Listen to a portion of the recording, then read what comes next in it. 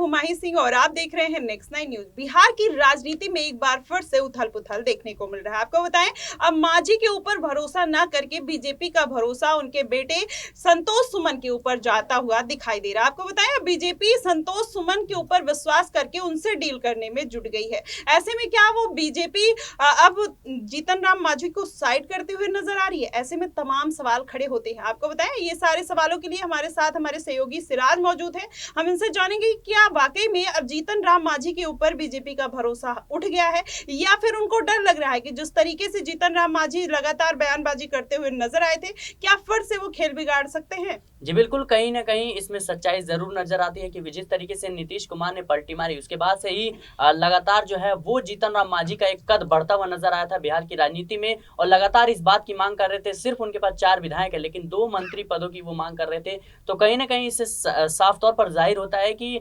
जीतन राम मांझी है वो कहीं ना कहीं पाला बदल सकते हैं। और निश्चित तौर पर बीजेपी ने जो है ये सूत्रों के हवाले से खबर सामने आ रही है कि बीजेपी उन्हें 1 सीट जरूर देगी। हालांकि जब से जेडीयू जो है एनडीए गठबंधन में आई है उसके बाद से ही लगातार सीट शेयरिंग को लेकर विवाद बढ़ता ही जा रहा है। एक तरफ जो है चिराग पासवान लगातार 6 सीटों की मांग कर रहे थे, लेकिन कल जो है अमित शाह के साथ जो है उनकी मुलाकात हुई और जिस 5 सीटों को वो मांग रहे थे उसमें से जिन 6 सीटों की मांग कर रहे थे उसमें से 5 सीटें जो है वो बीजेपी ने देने का वादा किया है। और ऐसे में देखना होगा कि आने वाले समय में क्या एनडीए गठबंधन में अब एकजुटता देखने को मिलती है, या फिर कहीं ना कहीं जीतन राम मांझी, उपेंद्र कुशवाहा और चिराग पासवान जैसे नेता कहीं ना कहीं बगावत कर सकते हैं। निश्चित तौर पर जिस तरीके से अभी हाल ही में जीतन राम मांझी का बयान आया था कि 1 रोटी से पेट नहीं भरता, कम से कम 2-3 रोटियां चाहिए, तो इससे साफ जाहिर होता है कि बीजेपी जो है अब कहीं ना कहीं इस बात को बखूबी समझती है कि जरूरत पड़ने पर जीतन राम मांझी पलटी मार सकते हैं। जी बिल्कुल, जिस तरीके से सिराज आपने चिराग पासवान की बात की, चिराग पासवान भी कहीं ना कहीं बीजेपी से सहमत नजर आ रहे हैं। उन्होंने जितने सीटों की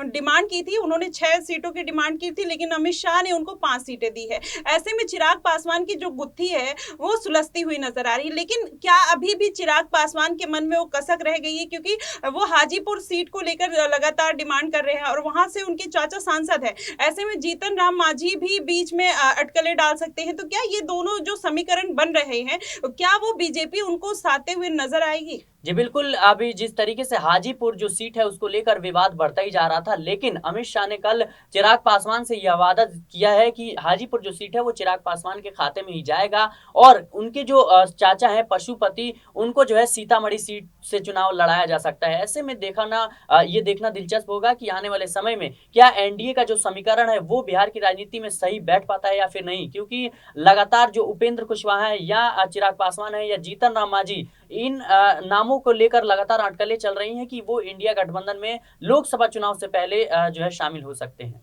जी बिल्कुल, लेकिन आप ये बताइए, जिसमें तेजस्वी यादव का क्या सबसे बड़ा, जैसे वो कुछ दिन पहले बोल रहे थे कि उनके दरवाजे खुले हैं, चिराग पासवान को वो खुला इनविटेशन दे रहे थे एक तरीके से, लेकिन चिराग पासवान, क्या रीजन हो सकता है जिस तरीके से उनको बीजेपी का या मोदी का हनुमान कहा जाता है, उसकी वजह से चिराग पासवान पार्टी छोड़ के नहीं गए, या फिर कोई और वजह हो सकती है कि जितना उन्होंने डिमांड किया था उतनी उनको सीटें मिल गई जिसकी वजह से उन्होंने तेजस्वी यादव के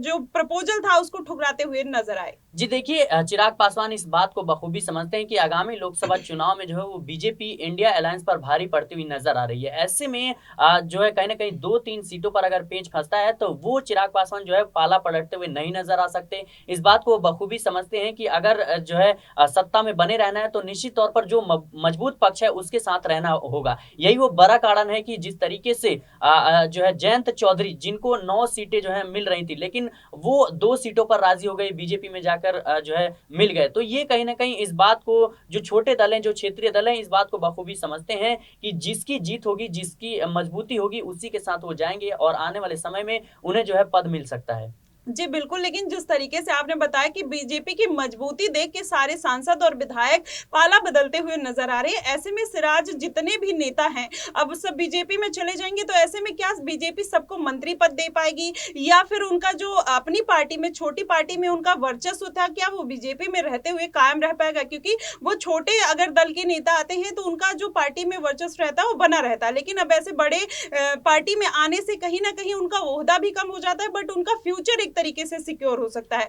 जी देखिए, जिस तरीके से आपने ज़िक्र किया ओहदे का, तो मैं आपको बताना चाहूँगा कि जो क्षेत्रीय दल होते हैं, जो छोटे दल होते हैं, वो कहीं न कहीं अगर बीजेपी के साथ मिलते हैं, तो उनको एक पद मिलता है, उनको एक भूमिका होती है और उसकी उसकी वजह से जो है, कहीं न कहीं उनको एक अपने पार्टी का विस्तार करने का मौका मिलता है। निश्चित तौर पर अगर पीएम नरेंद्र मोदी की सरकार है या बीजेपी की सरकार है, अगर उनके साथ कोई भी पार्टी गठबंधन करती है आने वाले समय में, तो निश्चित तौर पर उनको एक विभाग ज़रूर मिलेगा और उसके ज़रिए उसमें अच्छा काम करके वो ज़रूर देश को ये एक अच्छा संदेश दे सकते हैं और आने वाले समय में जिन राज्यों में उनकी सरकार नहीं है, जिन राज्यों में उनकी पार्टी का विस्तार नहीं है, उसमें एक अच्छा संदेश देकर अपनी पार्टी का विस्तार कर सकते हैं। जी बिल्कुल, ये तो एकदम सही बात है, लेकिन जिस तरीके से जीतन राम मांझी और चिराग पासवान ने अभी से सीटें को लेकर उन्होंने क्लियरिटी तो एक तरीके से दे दी है, लेकिन आने वाले समय में वो कितना क्लियर रहते हैं या नहीं, क्योंकि जिस तरीके से लल्लन सिंह ने पार्टी से इस्तीफा दिया और फिर जीतन राम मांझी के लगातार ऐसे बयानबाजी आ रहे थे और ऐसे में तेजस्वी यादव से भी कहीं ना कहीं उनकी बात चिराग पासवान की चल रही थी, उपेंद्र कुशवाहा अलग नजर आ रहे थे और वो पीएम मोदी की रैली में शामिल नहीं हुए। ऐसे में जो अटकलें लगाई जा रही थी, क्या वाकई में वो सारी अटकलें सही थी कि ये लोग गुस्सा थे इसलिए पीएम नरेंद्र मोदी की रैली में नहीं पहुंचे, या कोई और वजह थी? जिस तरीके से उन्होंने बताया कि उनका कोई क्षेत्रीय कार्य था जिसकी वजह से उसमें व्यस्त थे और नहीं जा पाए। जी देखिए, कहीं न कहीं राजनीति में कुछ भी स्पष्ट रूप से नहीं कहा जा सकता, लेकिन जिस तरीके से पीएम नरेंद्र मोदी की रैली से चिराग पासवान और उपेंद्र कुशवाहा की दूरी, ये साफ तौर पर दर्शाती थी कि अभी जो है मुद्दा वो गरमाया हुआ है। सीट शेयरिंग को लेकर जो है चिराग पासवान नाराज नजर आ रहे हैं और वो लगातार बीजेपी से दूरी बनाते हुए नजर आ रहे थे। यही वो बड़ी वजह है कि लगातार जेपी नड्डा से उनकी मुलाकात होती है, अमित शाह से मुलाकात होती है, तो कहीं न कहीं इस बात में ज़रूर सच्चाई नजर आती है, क्योंकि विधानसभा चुनाव के दौरान जिस तरीके से वसुंधरा राजे जो है अपना शक्ति प्रदर्शन दिखाते हुए नजर आ रही थी, उसके बाद से ही लगातार आला कमान जो है उनसे संपर्क करता है, अमित शाह मिलते हैं, जेपी नड्डा मिलते हैं, तो कहीं ना कहीं अगर कोई भी दल या कोई भी नेता बगावती तेवर अपनाता है, कुछ संकेत देता है, तो निश्चित तौर पर जो आला कमान है बीजेपी का, वो मजबूती के साथ उनसे बात करता है और मजबूती के साथ उनके साथ खड़ा होता है और यही वो बड़ी वजह है कि चिराग पासवान के साथ अब बात बनती हुई नजर आ रही है। जी बिल्कुल, जिस तरीके से चिराग पासवान के साथ अब बात तो बीजेपी की बन गई है, लेकिन आगे आने वाले समय में चिराग पासवान उसी मजबूती के साथ खड़े रहे, क्योंकि बीच में उन्होंने अकेले चुनाव, जैसे तमाम पार्टियां टीएमसी और फिर आप देखिए वहां पर भगवंत मान और तमाम पार्टियों ने अकेले चुनाव लड़ने का ऐलान कर दिया। ऐसे में कहीं ना कहीं ये देखा जा रहा था कि चिराग पासवान भी अकेले चुनाव लड़ने का ऐलान कर सकते हैं। ऐसे में क्या सिराज ये सारी चीजें